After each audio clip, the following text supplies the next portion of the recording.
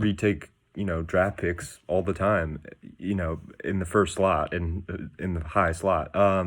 So anyways, we're just gonna end it here.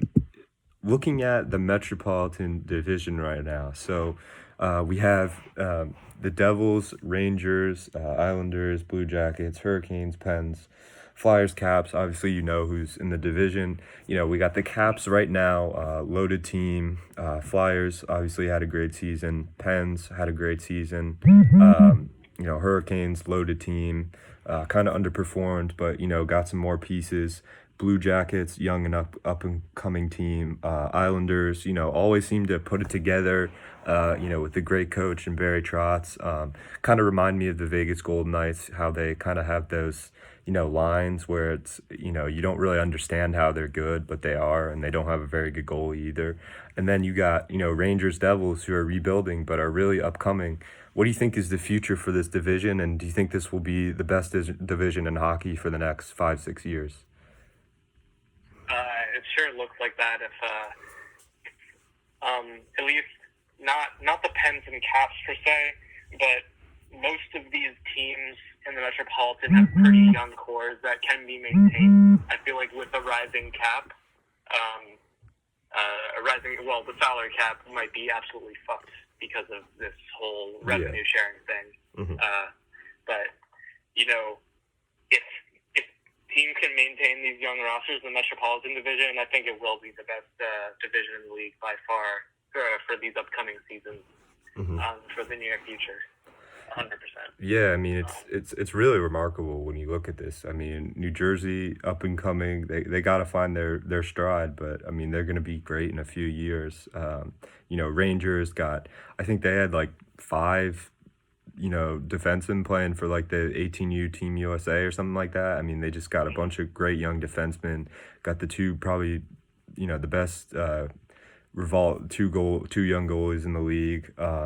Blue Jackets got Merzlikins, who will probably be one of the best goalies in the league, and they got Dubois, Texier, Rowinski, Jones. It's just a lot of talent in this division, and it's really scary, to be honest. So it kind of sucks being in this division, because I'd say the only bad team right now in the division is the Devils. Like, every other team is super competitive. Exactly. It's honestly like it's unfair. Yeah. Comparing it to the Atlantic Division, where like you basically have 3 good teams. You have Tampa, you have Boston, and you have maybe Toronto. Yeah. And I guess maybe Florida. Yeah, maybe Florida. It's just unfair to be. It sucks to be in this division right now just because of how stacked it is. Yeah. And it's awful, man. It's incredible. It's incredible. And it sucks to play here because you can have an insane season, like, and still just like not even make a wild card spot. Mm-hmm. Like what the Rangers were on. I think the Rangers would have squeaked in eventually, but the Islanders or the Canes like would have to be knocked out for that, right? Yeah. And that's not fair because of how they played this season. It just isn't. Like, I think out of those 3 teams, the one that deserves the most to probably be knocked out, because from how they're playing down the stretch, is probably the Islanders. Like, they're struggling a ton, but 7 out of the 8 teams had in the Metro had a great 2019-2020 season, and I guess with the 2014 playoffs, like, most of the teams that got in there deserved it. I'd say except for Florida and the Canadiens. Yeah, Canadian. Right? Montreal did not deserve it. Yeah. Yeah, but I'd say every team that made it in the Metro would deserve it in some semblance to be in the playoffs, right? Just because of how they played this season. And I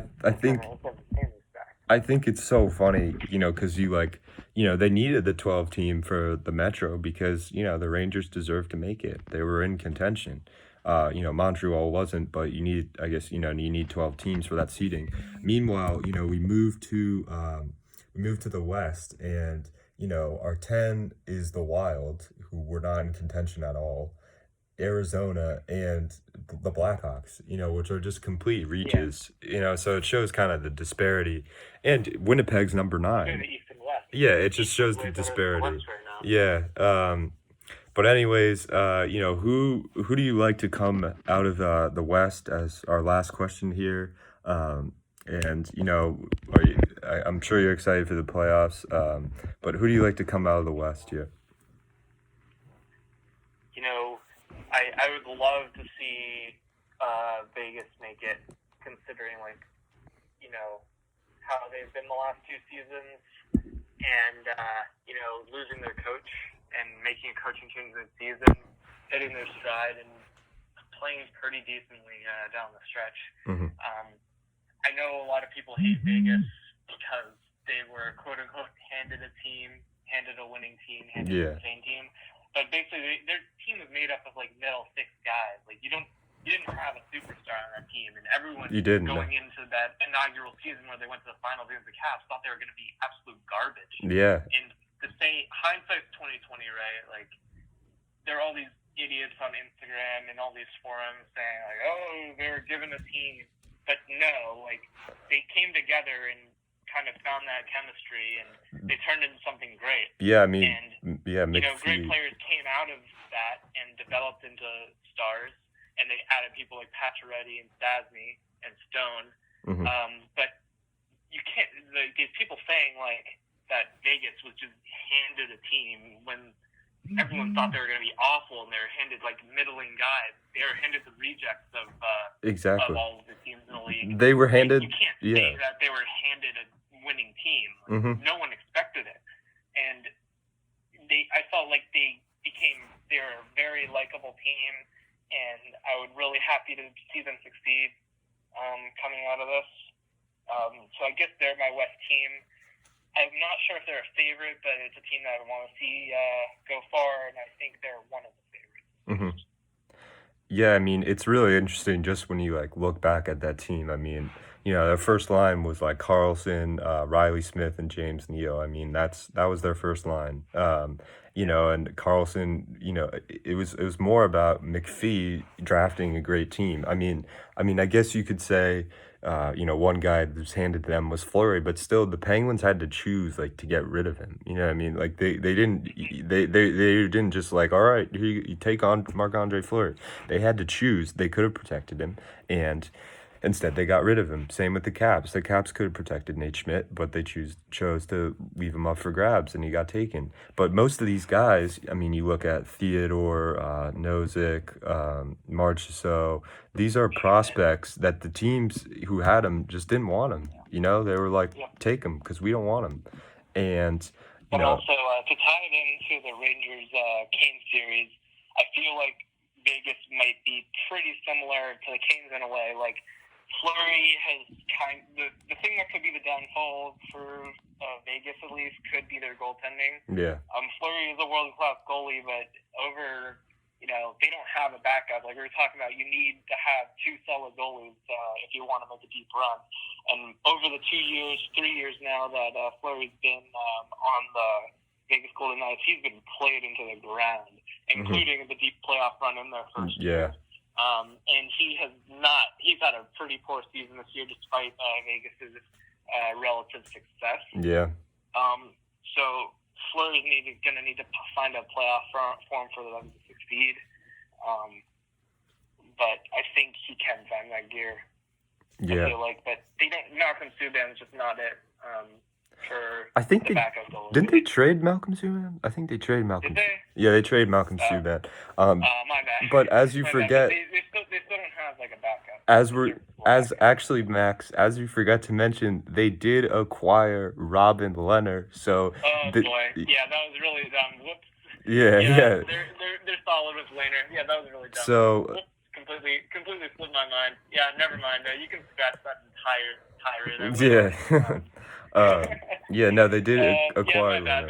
They're good on goaltending. Never mind. They're Robin Leonard. Yeah, so we'll see, what happens there. As for me, I have taken Colorado coming out of the West. In the playoffs, it's just a crapshoot. You never know who's gonna, come out. I mean, I wouldn't be surprised if the Blackhawks came out of, this. I mean, it's a stretch, but I wouldn't be surprised. But Crawford could get hot. They got, they got the veterans, they got the young guys. I think anyone except Arizona and Arizona, the Wild, and Winnipeg could come out of the West, just because you don't really have. Thinking about it, I would probably take Colorado over Vegas, but either of those two I think are my top two. I'd probably take Colorado over Vegas actually. Yeah, do you think?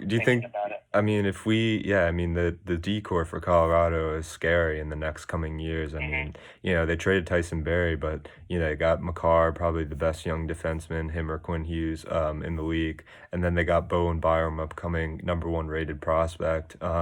So I mean, it's crazy. I mean, you could take the Blues again. I don't know. I don't think they'll have success this year. I mean, they'll probably make a deep run, but I just don't see them repeating or making it out of the West. I don't think. I mean, Dallas is their fourth team. It's kind of interesting. I mean, Dallas is. I mean, I think of Dallas as like a 4-player squad. I mean, they got. They don't have Zuccarello like they did in the playoff run last year. I mean, they got Sagan, Jamie Benn, and the defenseman John Klingberg, and then Bishop. And those are like really the only 4 players that come to mind when I think of Dallas. I mean, after that, it's like a bunch of just role players. So, it's interesting looking at the West here. But anyways, thank you for taking the time, Max. We'll definitely have you on again. Appreciate you coming on air, and we'll get in touch again. It was pleasure talking with you. Pleasure coming on the show. Yeah, awesome. Had a good time talking about That's great. Yeah, that's great.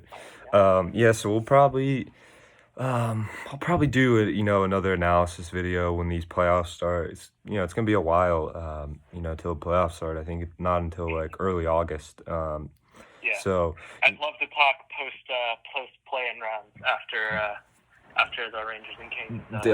Definitely, yeah. I had my own video.